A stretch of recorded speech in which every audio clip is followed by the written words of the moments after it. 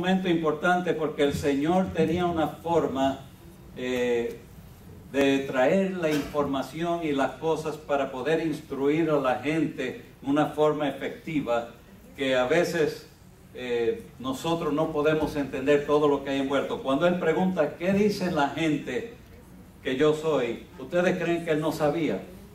Él sabía todo, Él no necesitaba que ellos le dijeran eso. Él quería oír lo que ellos tenían que decir, pero más importante, Él quería que ellos entendieran este concepto de la opinión que la gente tenían de Él versus la opinión que ellos tenían acerca de Él y de dónde fue que vino ese creer. Y eso es importante para nosotros también, como vamos a ver un momentito. Y cuando preguntó, ellos dijeron, bueno, unos creen que tú eres Juan el Bautista, pero ya muerto, aunque habían sido contemporáneos, yo me imagino que alguna gente pensaría en el espíritu de Juan el Bautista, se quedó dando vuelta y se le metió a Cristo Jesús. ¿De qué otra manera van algunos a decir que era Juan el Bautista? Y algunos decían que quizás era Jeremías o Isaías o alguno otro de los profetas. Entonces, ¿qué creer es esto que tenían judíos que conocían la palabra de Dios, pero estaban pensando que espíritus de profetas estaban dando vuelta por ahí, o Dios los enviaba para que se metieran en otra persona y llevaran a cabo el resto de sus ministerios o algo? No es concebible la idea de pensar que espíritus de muertos vengan a entrar a nosotros para seguir un trabajo o un ministerio. Eso en el mundo se puede creer, pero entre los hijos de Dios esto no tiene lugar. Pero la confusión de esta gente era tal que no sabían cómo identificar al Señor Jesucristo. Veían que Él tenía el poder para hacer milagros, para sanar enfermos, para echar fuera demonios. Traía una enseñanza dinámica, poderosa, hermosa, bendecida. Eran impactados por la vida y ministerio de Jesús, pero era un hombre pobre que venía de una villa pobre y no podían entender qué era lo que habitaba en este hombre, y entonces se lo atribuían a muertos, a espíritu de gente muerta. Ahora se supone que ellos supieran mejor que eso, pero en la confusión de ellos no sabían cómo categorizar al Señor Jesucristo. Pero entonces Jesús le pregunta, ¿y ustedes qué dicen que yo soy? ¿Quién dicen ustedes que yo soy? Y entonces Pedro, sin esperar introducción, ni levantó la mano, sino que rápidamente trajo la respuesta. Respondiendo Simón Pedro, dijo, tú eres el Cristo, el Hijo del Dios viviente. El Cristo es el enviado de Dios. Tú eres el Hijo del Dios que vive para siempre. Aleluya. Así que lo identificó correctamente como el Mesías, como el Cristo, como el enviado de Dios para salvar al mundo. Y entonces cuando Él dio esta declaración correcta, Jesús le dijo, tú eres bienaventurado, eres bendecido, tienes un privilegio especial, porque esto no te lo reveló carne ni sangre, no lo aprendiste en la escuela, no lo aprendiste de tus padres, no lo aprendiste en un instituto. Esto tú lo recibiste directamente como revelación de Dios. Porque una verdad espiritual de este calibre no se puede entender con la mente natural y humana. Natural y humana eran las otras que estaban atribuyéndole este poder a otros profetas, porque creían en esos profetas, pero no podían creer en Cristo Jesús. Pero Pedro creyó en Cristo Jesús. ¿Y por qué creyó en Él? Porque el Padre le plugo darle una revelación espiritual a Pedro, y Pedro la pudo captar y entender. Ahora, no fue que el Padre vino un día y le dijo, oye Pedro, yo quiero que usted entienda que ese hombre que anda contigo, ese es mi Hijo amado, ese es Jesucristo, el Salvador del mundo. No le habló así. Fue una revelación interna que, aunque Pedro no se dio cuenta de lo que estaba pasando, Dios le transmitió una información a su espíritu y él la creyó y la aceptó, y ahora lo está declarando con su boca. Pero ¿sabe qué? Pedro no es nada diferente a ti y a mí, porque tú y yo creemos en el Señor Jesucristo. ¿Cuántos creen en el Señor Jesucristo?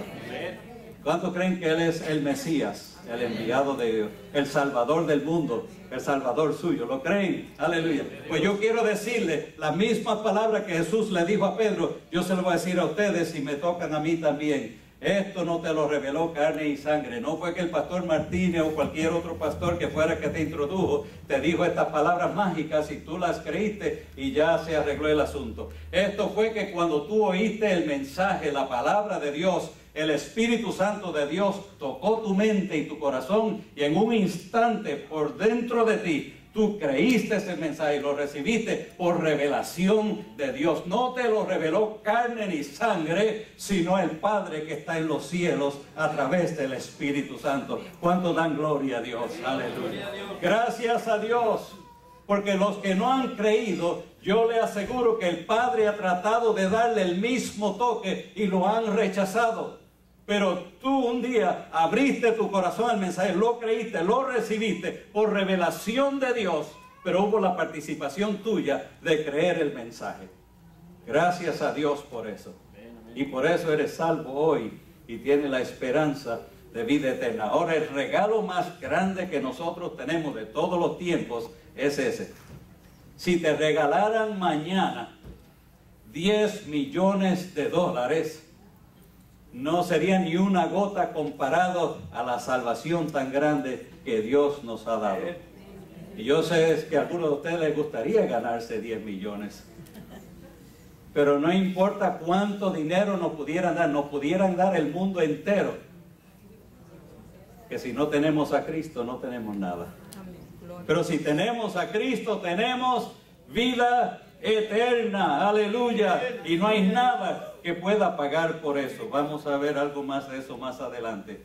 Tú eres el Cristo, el Hijo del Dios viviente, y Él lo declaró con su boca, lo creyó en su corazón, y se volvió ahora la piedra principal sobre la cual nuestra fe está fundamentada. El Señor le dijo, tú eres Pedro y sobre esta piedra edificaré mi iglesia. Y hay discusión, y yo no voy a entrar en la discusión hoy, sobre si Pedro era la piedra o si la frase que él hizo era la piedra. Yo lo que creo es que Pedro era una piedra muy pequeña, porque la Biblia nos dice que nosotros estamos sobre la piedra angular que es el Señor Jesucristo. Así que Jesucristo, si Él es la piedra, entonces Pedro no puede ser la piedra. Él es una piedra más, nada más. Y gracias a Dios por Pedro, gracias a Dios por su ministerio, pero el Salvador y la fe nuestra no está puesta sobre Pedro, sino sobre la declaración de Pedro que Jesucristo es el Hijo de Dios, el Salvador del mundo,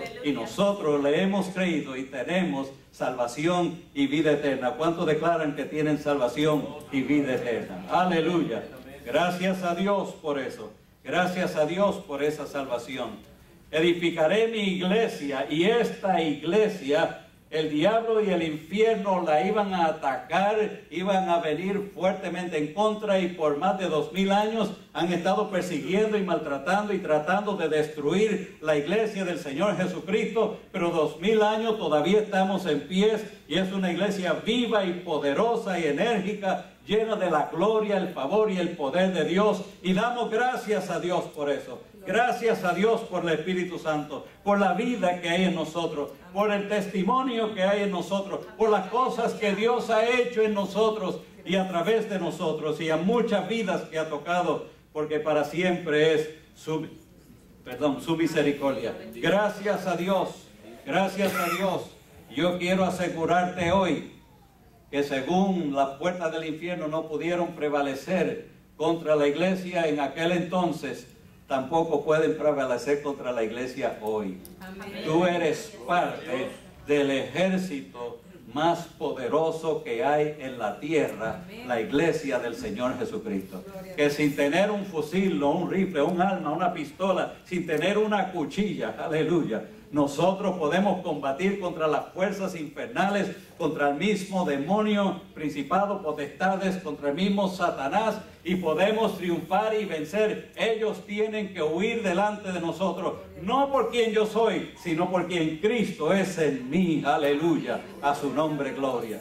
Pero si Cristo está en ti, ese poder que levantó a Cristo de entre los muertos está operando en ti también. y tú tienes el poder para resistir el diablo. Y yo creo que a veces los cristianos nos dejamos azotar un poco mucho por los demonios y los principados de la potestad, porque cogemos miedo, tememos a esta opresión y este castigo y estos azotes y estas dificultades, y en vez de declarar nuestra fe en Dios, empezamos a temer las circunstancias y empezamos a amedrentarnos y decaernos y a frustrarnos y a reaccionar en la carne en vez de actuar en el espíritu. Empezamos a declarar palabras negativas en vez de palabras de fe. Ay, yo no puedo, esto está imposible, a mí esto no me gusta, esto y yo no quiero esto, y yo no, esto me está abatiendo y yo no creo que esto me va a ayudar, y empezamos a declarar tantas cosas negativas que nosotros somos nuestro peor enemigo.